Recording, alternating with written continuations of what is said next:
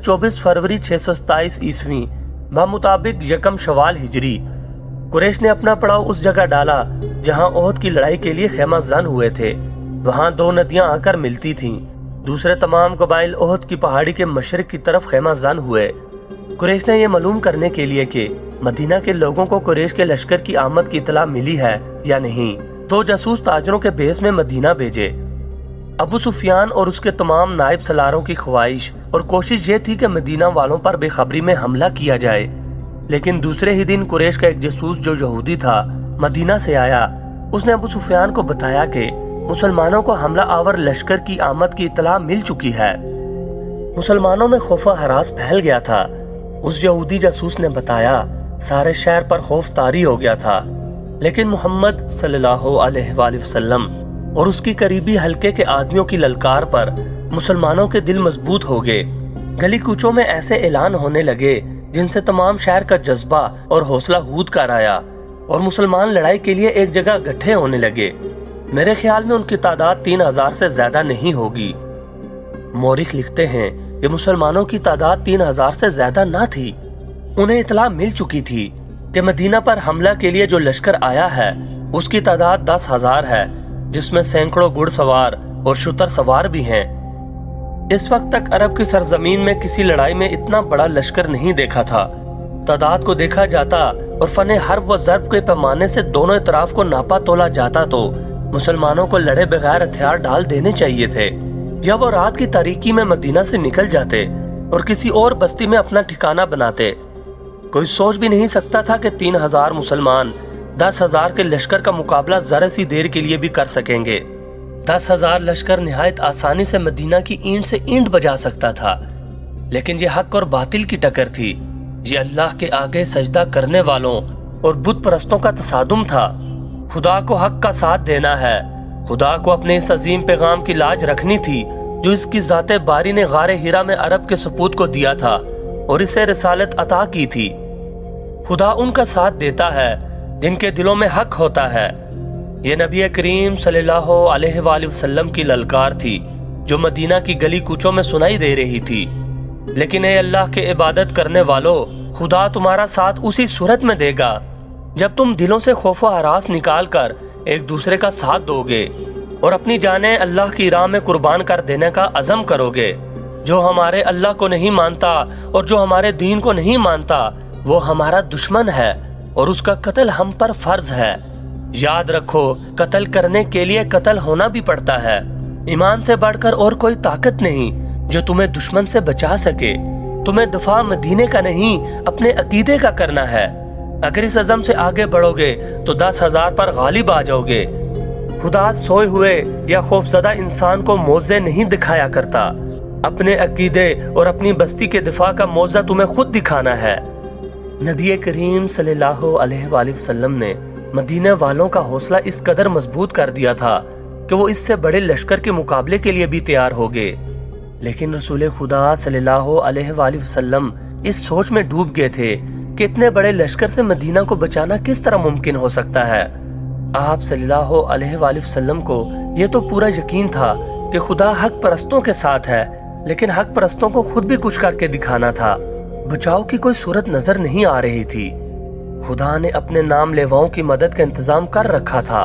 वो एक इंसान था जिसने उम्र के आखिरी हिस्से में इस्लाम कबूल किया था। उस इंसान का नाम सलमान फारसी रज़ियल्लाहु ताला अन्हो था। सलमान फारसी रज़ियल्लाहु ताला अन्हो आतिश परस्तों के मजहबी पेशवा थे, लेकिन वो शब रोज हक की तलाश में सरकर्दा रहते थे। वो आग को तो पूछते थे, लेकिन आग की तपिश और चमक में उन्हें वो राज नजर नहीं आता था जिसे वो पाने के लिए बेताब रहते थे। अक्लो दानिश में उनकी टक्कर का कोई नहीं था। आतिश परस्त उन्हें भी उसी तरह पूछते थे जिस तरह आग को। जब सलमान फारसी रज़ियल्लाहु ताला अन्हो की उम्र बढ़ापे की दलीज फलांग कर खासी आगे निकल गई तो उनके कानों में अरब की सरजमीन की एक अनोखी आवाज पड़ी, खुदा एक है, मोहम्मद सल्लल्लाहु अलैहि वसल्लम उसका रसूल है। ये आवाज सलमान फारसी रज़ियल्लाहु ताला अन्हो के कान में घर बैठे नहीं पड़ी थी। उनकी उम्र इल्म की तलाश में सफर करते गुजर रही थी। वो ताजरों के काफलों के साथ शाम में आए थे, जहाँ कुरैश के ताजरों के काफले और कुछ मुसलमान ताजिर भी जाया करते थे। ایک دو مسلمانوں نے عقیدت مندی سے سلمان فارسی کو نبی کریم صلی اللہ علیہ وآلہ وسلم کا عقیدہ اور آپ کی تعلیمات سنائیں۔ سلمان فارسی رضی اللہ تعالیٰ عنہ یہ سن کر چونک پڑے۔ انہوں نے ان مسلمانوں سے کچھ اور باتیں پوچھی، انہیں جو معلوم تھا انہوں نے وہ بتایا، لیکن سلمان فارسی رضی اللہ تعالیٰ عنہ تشنگی محسوس کر رہے تھے۔ وہ اتنا متاثر ضرور ہو گئے تھے کہ انہوں نے نبی کریم صلی اللہ علیہ وآلہ وسلم تک پہنچنے کا فیصلہ کر لیا۔ کچھ عرصے بعد سلمان فارسی رضی اللہ تعالیٰ عنہ رسول خدا صلی اللہ علیہ وآلہ وسلم کے مقدس سائے میں جا بیٹھے۔ انہیں وہ راز مل گیا جس کی تلاش میں وہ مارے مارے عمر گزار رہے تھے۔ انہوں نے رسول اللہ صلی اللہ علیہ وآلہ وسلم کے دست مبارک پر اسلام قبول کر لیا۔ اس وقت تک سلمان فارسی رضی اللہ تعالیٰ عنہ بڑھاپے کے آخری حصے میں پہنچ چکے تھے۔ اپنے ملک میں سلمان فارسی صرف مذہبی پیشوا ہی نہ تھے، وہ جنگی علوم کے ماہر تسلیم کیے جاتے تھے۔ اس دور کے مذہبی پیشوا بھی جنگ و جدل اور سپاہ گیری کے ماہر ہوتے تھے۔ علم و ادب کے عالم بھی سپاہی ہوتے تھے، لیکن سلمان فارسی رضی اللہ تعالیٰ عنہ کو خدا نے جنگ و جدل کے امور میں غیر معمولی ذہانت دی تھی۔ اپنے ملک میں جب کوئی لڑائی ہوتی تھی یا دشمن حملہ آور ہوتا تھا تو سلمان فارسی کو بادشاہ طلب کر کے صورتحال ان کے آگے رکھتا اور مشورہ لیتا تھا۔ نامور سالار بھی ان کے شاگرد تھے۔ وہ سلمان فارسی رضی اللہ تعالیٰ عنہ اس وقت مدینہ میں رسول اکرم صلی اللہ علیہ وآلہ وسلم کے صحابہ کرام میں شامل تھے۔ رسول اکرم صلی اللہ علیہ وآلہ وسلم نے یہ صورتحال جو قریش نے آپ کے لیے پیدا کر دی تھی سلمان فارسی کے آگے رکھی۔ خندق کھودو جو سارے شہر کو گھیرے میں لے لے۔ سلمان فارسی رضی اللہ تعالیٰ عنہ نے کہا، رسول کریم صلی اللہ علیہ وآلہ وسلم اور وہاں بیٹھے ہوئے تمام صحابہ اکرام اور سالار ایک دوسرے کے منہ کی طرف دیکھنے لگے کہ سلمان فارسی نے یہ کیا کہہ دیا ہے۔ عرب خندق سے واقف نہیں تھے۔ فارس میں جنگوں میں خندق کا رواج تھا۔ سب کو حیران دیکھ کر سلمان فارسی رضی اللہ تعالیٰ عنہ نے بتایا کہ خندق کیا ہوتی ہے اور اس سے دفاعی کام کس طرح سے لیا جاتا ہے۔ رسول کریم صلی اللہ علیہ وآلہ وسلم جو خود تاریخ کے نامور سالار تھے خندق کی ضرورت کو سمجھ لیا، لیکن آپ کے دیگر سالار شش و پنج میں پڑ گئے۔ ان کے لیے اتنے بڑے شہر کے ارد گرد اتنی چوڑی اور اتنی بڑی خندق کھودنا ناقابل فہم نہیں تھا، لیکن انہیں رسول خدا صلی اللہ علیہ وآلہ وسلم کا حکم ماننا تھا۔ خندق کی لمبائی، چوڑائی اور گہرائی کا حساب کر لیا گیا۔ رسول خدا صلی اللہ علیہ وآلہ وسلم نے خندق کھودنے والوں کی تعداد کا حساب کیا۔ آپ نے کھدائی کا کام اس تعداد پر تقسیم کیا تو 110 آدمیوں کے حصے میں 40 ہاتھ کھدائی آئی۔ تو رسول خدا صلی اللہ علیہ وآلہ وسلم نے دیکھا کہ لوگ خندق کو ابھی تک نہیں سمجھے اور وہ کھدائی سے ہچکچا رہے ہیں، تو آپ نے کدال اٹھائی اور کھدائی شروع کر دی۔ یہ دیکھتے ہی مسلمان کدالیں اور بیلچے لے کر نعرے لگاتے ہوئے زمین کا سینہ چیرنے لگے۔ خندق کی لمبائی چند گز نہیں تھی، اسے میلوں دور تک جانا تھا۔ شیخین کی پہاڑی سے لے کر جبل بن عبید تک یہ خندق کھودنی تھی۔ زمین نرم بھی تھی اور سنگلاخ بھی تھی، اور یہ نہایت تیزی سے مکمل کرنی تھی کیونکہ دشمن سر پر آن بیٹھا تھا۔ قریش کا لشکر اس عجیب و غریب طریقہ دفاع سے بے خبر احد کی پہاڑی کی دوسری طرف خیمہ زن تھا، اس کے پیچھے یہودیوں کا ہاتھ تھا۔ چلتے چلتے خالد کو اپنی آواز سنائی دینے لگی۔ اہل قریش تو ٹھنڈے پڑ گئے تھے، ان پر مسلمانوں کی داغ بیٹھ گئی تھی۔ گھوڑا اپنی مرضی کی چال چل رہا تھا۔ مدینہ ابھی دور تھا، اس کے قبیلہ قریش نے اسے شرمسار کر دیا تھا۔ اسے یہ بات اچھی نہیں لگی تھی کہ یہودیوں کے اکسانے پر اس کے قبیلے کے سردار اور سالار ابو سفیان نے مدینہ پر حملے کا فیصلہ کر لیا تھا، لیکن وہ خوش تھا کہ حملے کا فیصلہ تو ہوا۔ اتنا بڑا لشکر جو سرزمین عرب پر پہلی بار دیکھا گیا تھا یہودیوں نے ہی جمع کیا تھا، لیکن خالد اس پر بھی مطمئن تھا کہ کسی نے بھی یہ کام کیا ہو، لشکر تو جمع ہو گیا تھا۔ وہ اس روز بہت خوش تھا کہ اتنے بڑے لشکر کو دیکھ کر ہی مسلمان مدینہ سے بھاگ جائیں گے۔ اگر مقابلے پر جم بھی گئے تو گھڑی دو گھڑی میں ان کا صفایا ہو جائے گا۔ وہ اس وقت تو بہت ہی خوش تھا جب احد کی پہاڑی کی دوسری طرف یہ سارا لشکر خیمہ زن تھا۔ جس صبح حملہ کرنا تھا اس رات خالد پر ایسی کیفیت طاری تھی کہ وہ اچھی طرح سو بھی نہ سکا۔ اسے ہر طرف مسلمانوں کی لاشیں بکھری ہوئی نظر آ رہی تھی۔ دوسری صبح جب قریش اور دوسرے اتحادی قبائل کا لشکر جس کی تعداد 10,000 تھی خیمہ گاہ سے نکل کر مدینہ پر حملے کے لیے شہر کے قریب پہنچا تو اچانک رک گیا۔ شہر کے سامنے ایک بڑی گہری خندق کھدی ہوئی تھی अबू सुफियान जो लश्कर के कल्ब में था, लश्कर को रुका हुआ देखकर घोड़ा सर पट दौड़ाता आगे आ गया। कुरैश के जंगजू क्यों रुक गए हैं? अबू सुफियान चलाता जा रहा था। तूफान की तरह बढ़ो और मोहम्मद के मुसलमानों को कुचल डालो सल्लल्लाहु अलैहि वसल्लम। शहर की ईंट से ईंट बजा दो।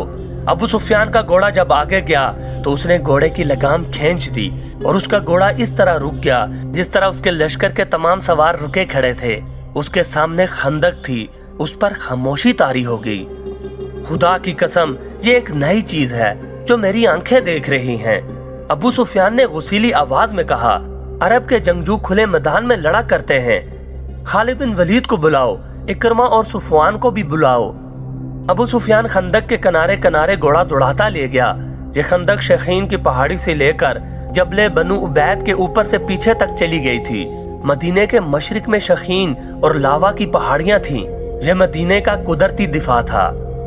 अबू सुफियान दूर तक चला गया। उसने देखा कि खंदक के पार मुसलमान इस अंदाज में घूम फिर रहे हैं जैसे पहरा दे रहे हों।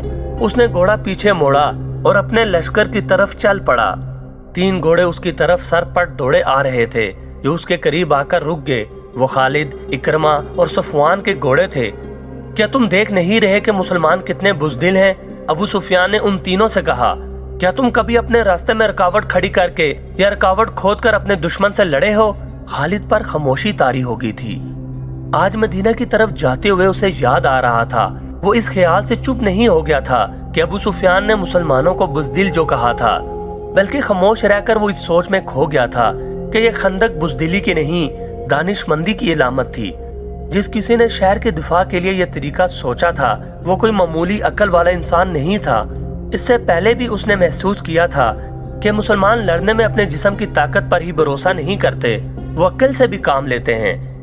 मुसलमानों ने बदर के मैदान में निहायत थोड़ी तादाद में होते हुए कुरैश को बहुत बुरी शिकस्त दी थी। खालिद ने अकेले बैठकर उस लड़ाई का जायजा लिया था। मुसलमानों की इस फतह में उसे मुसलमानों की अस्करी दानिशमंदी नजर आई थी। कोई और बात भी थी खालिद, उसे ख्याल आया। कोई और बात भी थी, कुछ भी था। खालिद ने अपने आप को जवाब दिया, मैं ये नहीं मानूंगा कि यह मोहम्मद के जादू का असर था या उसके हाथ में कोई जादू है सल्लल्लाहु अलैहि वसल्लम।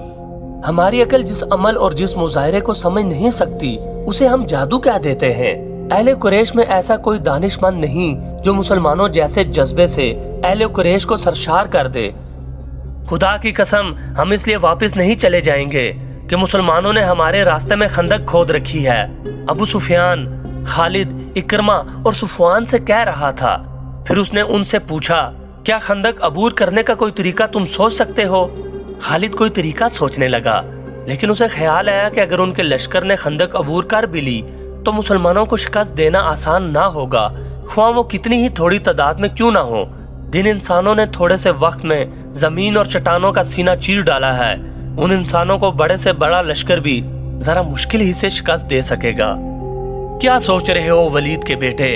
अबू सुफियान ने खालिद को गहरी सोच में खोए हुए देखकर कहा, हमारे पास सोचने का भी वक्त नहीं है। मुसलमान ये न समझे कि हम बुखला गए हैं, हमें तमाम तर खंदक देख लेना चाहिए। इकरमा ने कहा, कहीं न कहीं कोई ऐसी जगह होगी जहां से हम खंदक अबूर कर सकेंगे। सुफवान ने कहा, मुहासरा। खालिद ने खुद एतमादी से कहा, मुसलमान खंदक खोद कर अंदर बैठ गए हैं, हम मुहासरा करके बाहर बैठे रहेंगे। वो भूख से तंग आकर एक न एक दिन खुद ही खंदक के उस तरफ आ जाएंगे जिधर हम हैं। हाँ, अबू सुफियान ने कहा, मुझे ये एक तरीका नजर आता है जो मुसलमानों को बाहर आकर लड़ने पर मजबूर कर देगा। अबू सुफियान अपने इन तीनों नायब सलारों के साथ खंदक के साथ साथ तमाम तर खंदक को देखने के लिए जबले बनी उबैद की तरफ चल पड़ा। अबू सुफियान ने मुसलमानों की तादाद देखी तो उसके होंठों पर तंजिया मुस्कुराहट आ गई। वो जरा आगे बढ़ा तो एक घोड़ा जो बड़ा तेज दौड़ा आ रहा था उसके पहलू में आन रुका। सवार को अबू सुफियान बड़ी अच्छी तरह पहचानता था। वो एक यहूदी था जो ताजरों के बहरूप में मदीना के अंदर गया था। वो मदीना से शैखीन के सिलसिला कौम में से होता हुआ कुरैश के लश्कर में पहुंचा था। अंदर से कोई ऐसी खबर लाए हो जो हमारे काम आ सके? अबू सुफियान ने पूछा और कहा, हमारे साथ साथ चलो और इतना ऊंचा बोलते चलो कि मेरे ये तीनों नाइब सुन सकें। मुसलमानों ने शहर की दिफा और आबादी के तहफ्फुज के जो इंतजामात कर रखे हैं वो इस तरह हैं। यहूदी ने कहा, ये तो तुमको मालूम होगा कि मदीना छोटे छोटे किलों और एक दूसरे के साथ मिली हुई बस्तियों का शहर है। मुसलमानों ने शहर की औरतों, बच्चों और ज़ईफों को पीछे की तरफ किलों में भेज दिया है। खंदक पर नजर रखने के लिए मुसलमानों ने पहरे का जो इंतजाम किया है, इसमें 200-250 अफराद शामिल हैं। ये अफराद तलवारों के अलावा फेंकने वाली बर्छियों और तीर कमानों से मुसल्लह हैं। उन्होंने इलाके तकसीम कर रखे हैं जिसमें वो सारा दिन और पूरी रात गश्त करते हैं। जहाँ कहीं से भी तुम खंदक अबूर करने की कोशिश करोगे, वहाँ मुसलमानों की खासी ज्यादा तादाद पहुँच जाएगी और इस कदर ज्यादा तीर और बर्छियां बरसाएगी कि तुम लोग पीछे को भाग आने के सिवा और कुछ नहीं कर सकोगे। ये भी हो सकता है कि रात को मुसलमान खंदक से बाहर आकर तुम पर शब खून मार कर वापिस चले जाएं। अब्दुल्ला बिन उबई क्या कर रहा है? अबू सुफियान ने पूछा। ए कुरैश के सरदार, यहूदी जासूस ने कहा, इतनी उम्र गुजार कर भी तुम इंसानों को समझने के काबिल नहीं हो सके। अब्दुल्ला बिन उबई मुनाफिक है। मुसलमान उसे जमात मुनाफिकीन का सरदार कहते हैं और हम उसे यहूदियत का गद्दार समझते हैं। उसने मुसलमान होकर हमसे गद्दारी की थी। मुसलमानों में जाकर उसने तुम्हारे हक में मुसलमानों को धोखे दिए। अगर ओहद की जंग में तुम जीत जाते तो वो तुम्हारे साथ होता, मगर मुसलमानों का पल्ला भारी देखकर उसने तुमसे भी और यहूदियों से भी नजरें फेर ली हैं। तुम्हें उस आदमी पर भरोसा नहीं करना चाहिए जो किसी मजहब का पैरोकार और वफादार ना हो। और हाय बिन अख्तब कहाँ है? अबू सुफियान ने पूछा। उसे मुहासरे का मंजर याद आने लगा। लश्कर का जो उसके जेरे कमान था, उसने उसे बड़े अच्छे तरीके से मुहासरे की तरतीब में कर दिया था। ये मुहासरा 22 रोज तक रहा। पहले 10 दिनों में ही शहर के अंदर मुसलमान खुराक की कमी महसूस करने लगे, लेकिन इससे कुरैश को कोई फायदा नहीं पहुंच सकता था क्योंकि वो अपने साथ खुराक और रसद बहुत कम लाए थे। उनके वहमो गुमान में भी नहीं था कि उन्हें मुसलमान अपने मुहासरे में लंबे अरसे के लिए बिठा लेंगे। खुराक की जितनी कमी शहर वाले महसूस कर रहे थे, उससे कुछ ज्यादा कमी कुरैश के लश्कर में अपना असर दिखाने लगी थी। सिपाहियों में नुमाया तौर पर बेचैनी नजर आने लगी थी। दोस्तों, उम्मीद करता हूँ ये वीडियो आपको पसंद आई होगी। वीडियो पसंद आ जाए तो इसे लाइक और शेयर जरूर कीजिएगा। मजीद अच्छी वीडियोस देखने के लिए हमारे चैनल को सब्सक्राइब करें और घंटी के बटन को जरूर दबाएं। अल्लाह से दुआ है कि अल्लाह हम सबको अपने हिफ्ज़ो ईमान में रखे। आमीन।